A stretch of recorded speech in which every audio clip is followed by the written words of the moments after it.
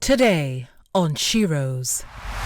I think sometimes society and, people get in our ears and, they tell us that maybe you can't do it. Why are you doing it? Is this going to work? And those are the voices that drown our dreams sometimes.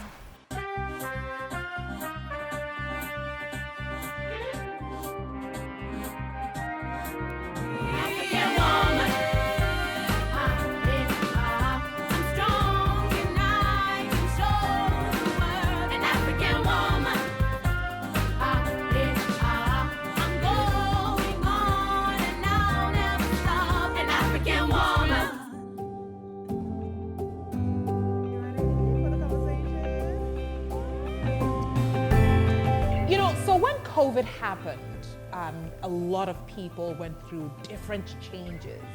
Some people lost their lives, may they rest in perfect peace. And other people kind of fell apart and then were able to put it back together. My guests on the show today are the second one, thank God they're alive, but the second one where things just fell apart and they found their passion, and their passion kind of put the puzzle together beautifully. And they're going to talk to us about how they did it and if they recommend the same thing, pandemic or not. Today, I've got Nana in the studio. Woo! Hello, Nana. Hi, Anita. I've got my bestie, my new bestie, Korantema. I called her and I said, bestie. She's like, who is this? She's like, okay, Korantema, how are you? Very well. How are you? I am fantastic now that you're here. And the lady who made this conversation happen, Rahma, is in the studio. Now, I'm going to start this conversation by, we're spoiled. It feels like we've been best friends forever. I mean, we've been laughing and chatting the last 1 hour. But, the world needs to know who you are. Nana, Okay. we're going to start off with you. Wow. With you. Wow, I love that. Okay. So, Nana, who in heaven's good name are you? Well, my name is Nana Asantewah Agyemang. I'm a mother of two, a 5-year-old and an 18-month-old. And another one is coming, right? No, hopefully. I'm done. I'm done.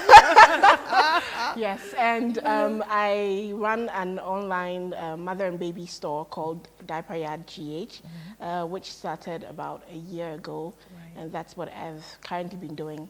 So yeah, it started during the COVID era. Oh yeah, and I want you to tell me the truth about when it started, where you were, and the tears you had cried before. But we'll come to that. Okay, sure. Bestie, Hi. who are you? Lady in red.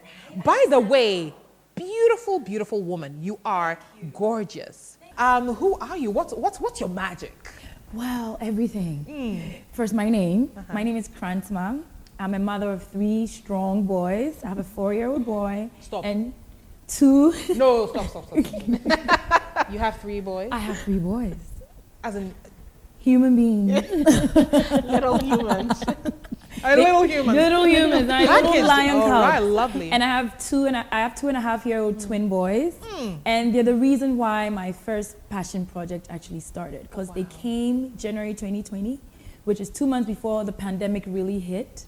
And I've always wanted to have a candy store, and I thought, what is the perfect place to start this? And I started it. And when you said post-pandemic, will you advise somebody to do it again? Yes, because I'm actually about to launch my second passion project in a month. So Korantema, essentially, you discovered your passion or connected with your passion the hard way, but you would do it all over again. I'll do it all over again. And I'll let you tell us the story. And Rahma, you're the lady who made this conversation happen, really. Yes. And we have to say that, well, I have to say a big thank you. You inspired it.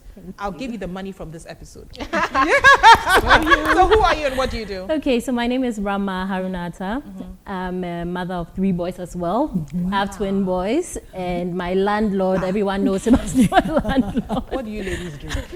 I don't know. I think it's from Northridge. We went to school together. We've known each We've other. known each other for years. Yeah, before we even had permanent teeth, I guess. Yeah. Okay, So yeah, yes, so- so basically I run a company called the Arts Castle. It started because of my kids. So I would do arts and crafts projects with the kids, and my friends would see me posting on my Instagram page and be like, I want to do this with my child. So I decided to open it up, but it was just a hobby because I had a full-time job. And yeah, one thing led to the other. And when I lost my job, it became my full-time job. I'm going to start off, first of all, by establishing why you're here. So, you know, the most horrible thing to happen to anyone is to wake up in the morning with no job. Yeah. And you three had that in a sense. Yeah. Nana, what was yours? Okay, so when COVID happened, obviously the company I was working with, which Rahma was also there with me, kind of folded up because it was primarily a hospitality and accommodation business, booking.com. And obviously nobody was really traveling, really staying in hotels during COVID. And I was pregnant at the time, just like Korantema. So the two of you. Oh God, let me rub it for you. You know, these SHEROES, eh? Like you're all planning, we shall be pregnant together. No. Don't worry, go ahead. I was pregnant with baby 2, and I was really thinking about what I was going to do if I really wanted to do the whole 9 to 5 after, because you know when you've had a baby and you're worried about leaving baby and going back to work, so it was a really like stressful moment for me, and I was really thinking of what I could do. So, but the whole baby thing, baby business started by accident actually. So yes, I had ordered diapers for my son, really, and when he came, he was a bigger baby than anticipated. So the boxes of diapers were left unopened and used basically. So I just started selling them because, well, yeah. Wow. And people bought them. I was like, I could do this and I don't have to go back to work. So that is how it started in a sense. And it was literally like a spur of the moment thing where I was breastfeeding my son. My husband was with me. I'm like, I'm going to sell baby stuff. He was like, do it. The next day I just started ordering stuff. So he didn't look at you and say, it must be the hormones. He said, go ahead and do it. He was like, just do it. So it was like within 5 minutes, I'd already established the business, the name of the business and whatnot. And then like the next day, I just started basically researching on how to get baby stuff to sell. Korantema, you were on maternity leave though. Yes. So you were planning to go back to work. I was planning to go And then back. the switch happened how? I have a lot of twins in my family, and most of the twin moms were like, when you have twins, you wait 2 years. When they're on their feet and they start going to school, then you go back to work. And here I am, a corporate lady, all these degrees under my belt. What am I going to do with it? And so it was more of a mental battle for me that, am I really going to like just have a side business and take care of my children? Looking back now and looking at them, it was completely worth it. And I've always wanted to have a candy store because growing up, there's a place in airports where D Cafe is right now. Junior's End.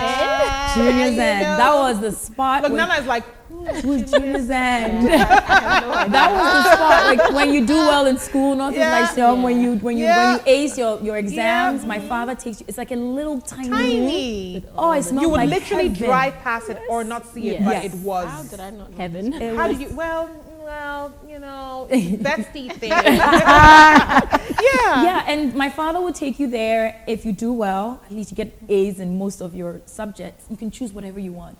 And you enter and you just feel like mini Willy Wonka.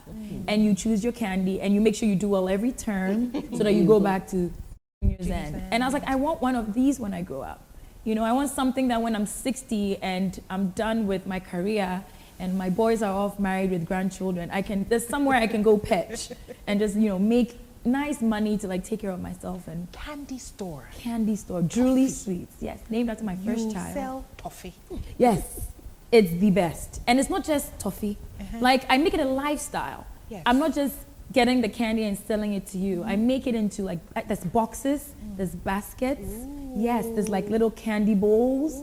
I make it into like, you know, do you want it for weddings or birthdays or parties, Suddenly pouches. I want to stop this show and just go to your candy store. I got it all. I have it all. Lollipops, gummies, you know, gum, cookies, chocolate, meltable, I have a sweet unmeltable. It's all there. Name it and I'll get it So for your you. heart was beating for this and you went for it. I went for it. And it's amazing. It's done so well. It's done really, really well. And I think people like the fact that I'm not just selling the candy. I'm making it into something different. And it's part of a lifestyle. Like think of flowers where if it's somebody's birthday, somebody dies, somebody's in a hospital, you know, somebody gets married, you can send flowers. Yeah. I want to be able to send candy for any occasion at And all. you should be able to. Yes. Rahma, I love the fact that you are so patient that you teach children how to be creative. And when you sent me that, you know, we haven't spoken for years, but when you sent me the message and said, hey, you know, I have, you know, Arts and Castles. Arts Castle. Arts Castle. I Yes. thought, wow. And that came about how?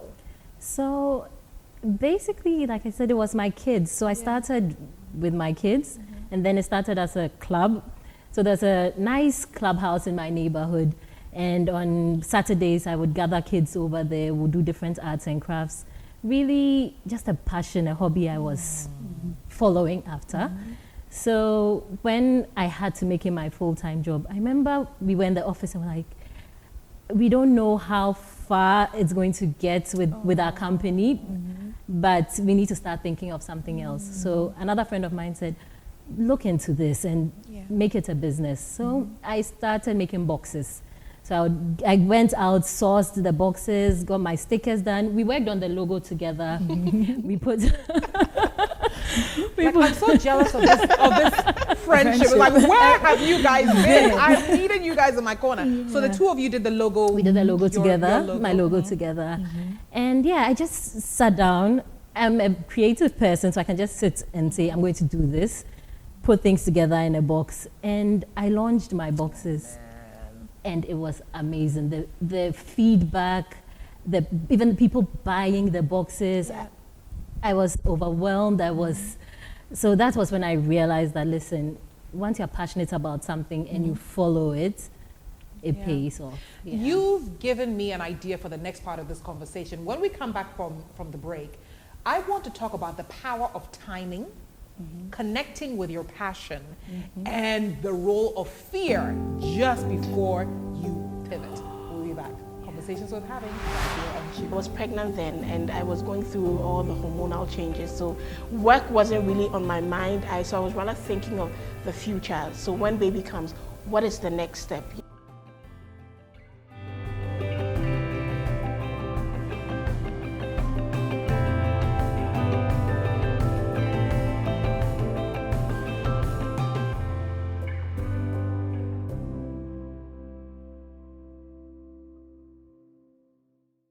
Previously on SHEROES.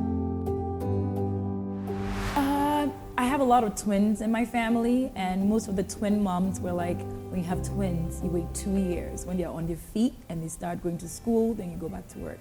And here I am, a corporate lady, all these degrees under my belt. What am I going to do with it? And so it was more of a mental battle for me that, am I really going to like just have a side business and take care of my children?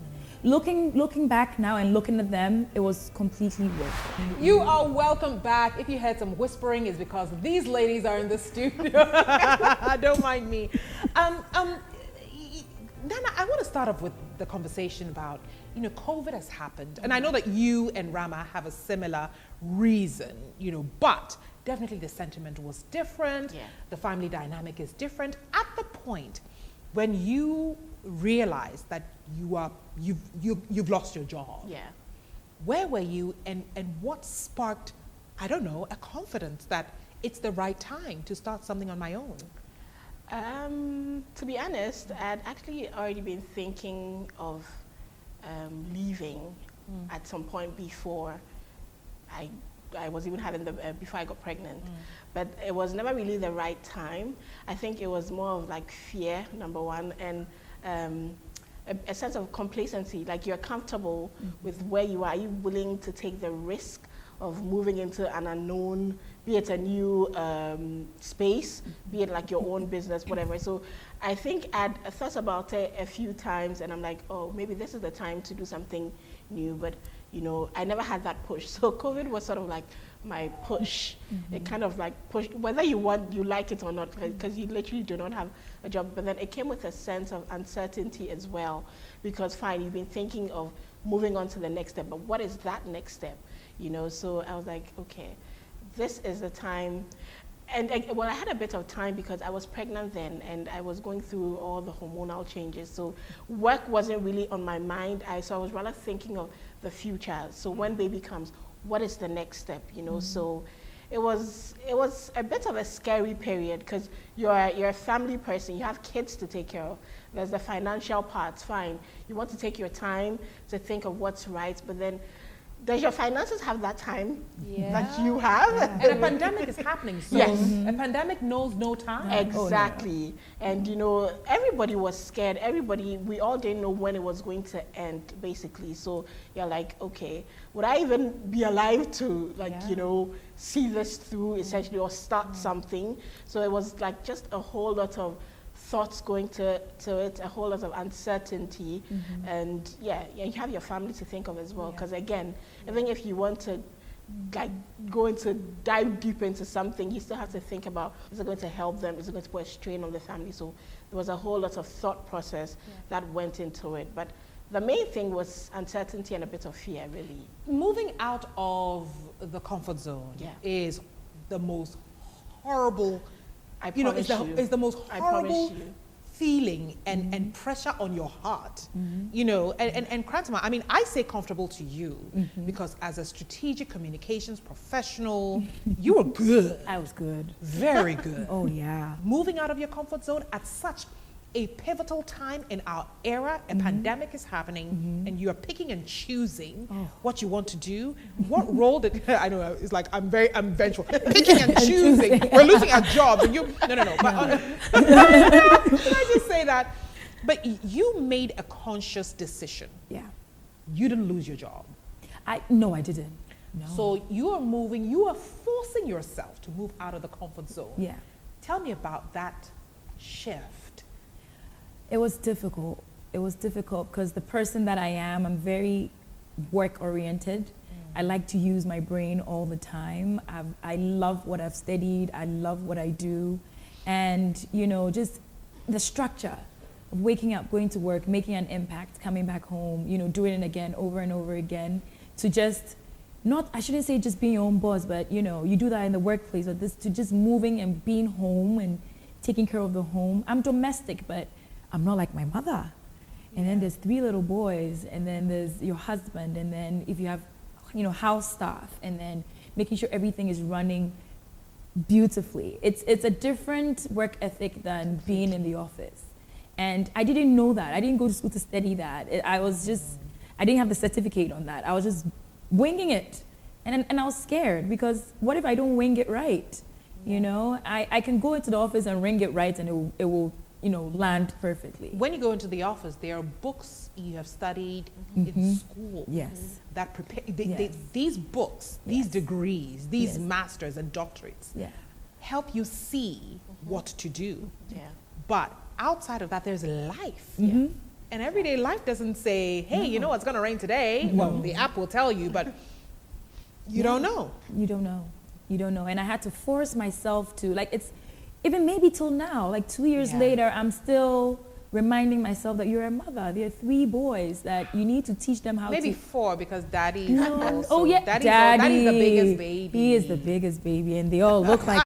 So he's the main baby, you know. And you know, navigating your marriage, navigating being a mother, and then now navigating being a business owner. Yeah. How are you going to do that? But I found a bridge between the two using what I've studied in school and what I've, you know, worked with for so long, and, you know, my new business. My captions are amazing. Yeah. I tell my followers to read my captions. they're you know, I engage with my followers. I make sure things are, you know, written well, and it's sing-songy, and it just makes sense. So I know how to marry the two, and I think I'm starting to be at peace with it. Rahma, you're at peace? I am. I think I am. I've found my passion, like I keep on saying, and I can't imagine doing anything else now. I wake up and everything is Arts Castle. That's basically for you. So you've got your, you know, business that you started because of your beautiful children. Now you've got other people's beautiful children coming through. What's the bridge between Rahma, the mother, starts a business, and now Rahma, the business owner's got to make this business work? By engaging other people's children. How does it work? So my kids are my biggest critiques. Everything I'm doing, they are involved. But I tell them, don't touch the stuff. Those ones are for the other kids. So before I launch a box, so I have boxes for Christmas where the kids get craft activities, so they can make Christmas cards. They get crafty during Christmas or Easter.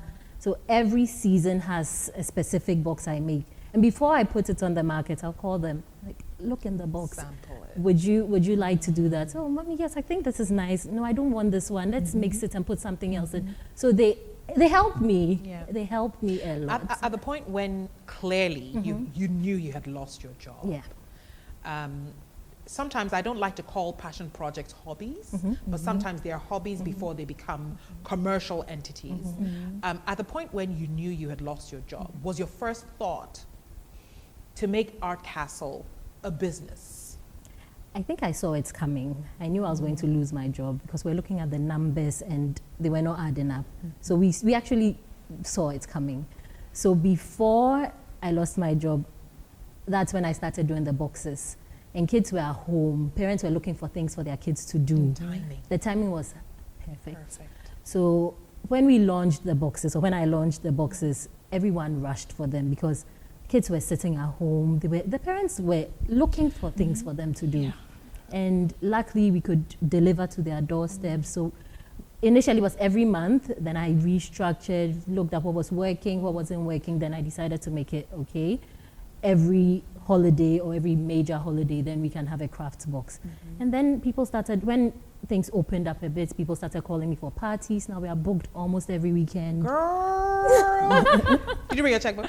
Since you're always booked, you know. But don't forget that your next thought, ladies. Let me just dump this right in the middle. Yeah. Can every woman pivot? Can every woman see the obvious or feel the obvious and take advantage of the time? Or do you think that a lot of women just are too fearful to try? Korantema. I think it's innate in us, in females. We can pivot. It's part of our DNA. We do it all the time. You know, being pregnant, having the children, when the doctor says push, you know that this is the time to do it. You know, when your child is sick, you know when to, get in and do that. And even your businesses. When things don't work out, we just know it in us. I think sometimes society and, people get in our ears and, they tell us that maybe you can't do it. Why are you doing it? Is this going to work? And those are the voices that drown our dreams sometimes. But all women can pivot. Yeah. Fear is kind of like very, very present. Nana, what did your fear do for you? Mind you, had you just had the baby or you're about to have the baby? I just had the baby. He was about 2 months. So I think that mothers are we're naturally afraid when there's little tiny babies. So that's mother fear. And then there is, I've lost my job fear. And then there was what other fear? Will the business succeed? Will the business succeed fear? Like, would I be able to start it up? So, yes. Everywhere there was fear for you. There was fear. What was the reception going to be like? Because, fine, I mean, Diaper Yard is a mother and baby store, but then those are a dime a dozen. So what makes yours different? So I was like, and I was already going online, seeing some of the already very well established businesses, and it was kind of throwing me off because like, this person is already like, so who are you? And I mean, what makes you think you can start it? But then in the end, I was like, just do it. What's the worst that could happen? What have you got to lose at that point? Yeah. You lost the job already. Really. You know? And I mean, the worst is that I would let my children wear the clothes, wear the diapers. I'll give them to your friends. Hey, I know you have only boys, but I've got girls. You have someone to give them to. Yeah, so basically you said to yourself, I mean, why not, right? Why not? Because really, I think women tend to, even though we're naturally risk takers, because I mean, getting married to someone is a whole risk. Living with a person is a risk. Having kids with a person is a risk. Because sometimes the person you know might not necessarily be the person you marry. So, that's a risk. Nana, see where you're taking us to.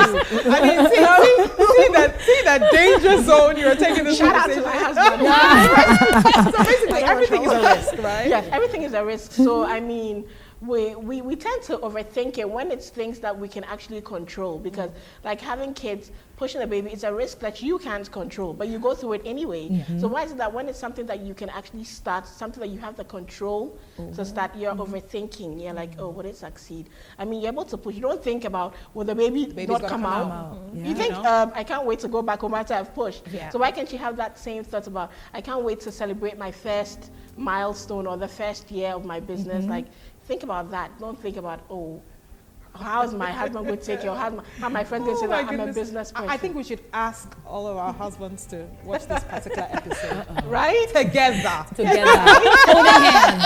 Holding hands. Fire.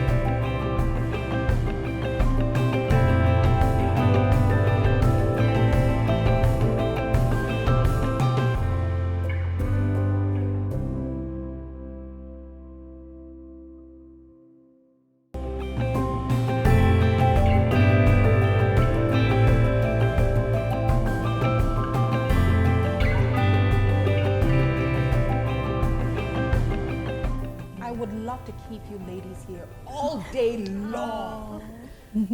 But hey, there's something called family and work and businesses that we're running, right? So we've got to go back. Well, I'm in the business I'm running. Yeah. You all are just, visiting me for the moment. But thank you so much. I think that sometimes, as not only as women, I think as human beings, we forget that you can actually make change if you want. Oh, yeah. And that's the thing. Change is so difficult, but really, it's up to you. It's up to you. It's up to you. If you want it today, you can make it. And I think, Nana, it's you that said, COVID just whoosh, moved us. Yeah.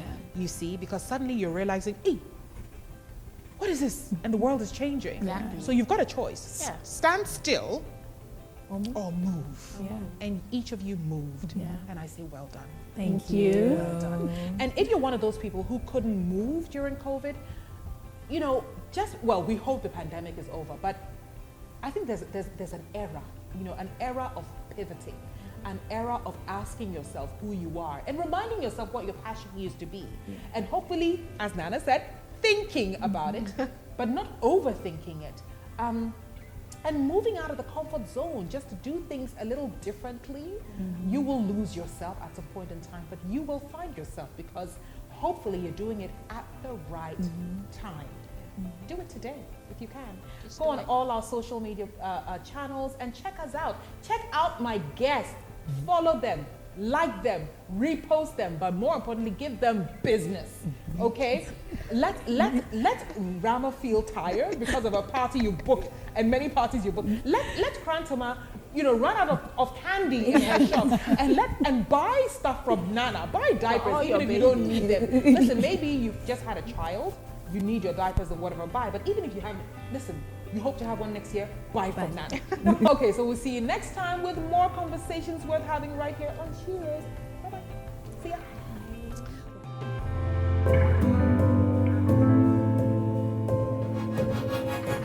It's a boss leader.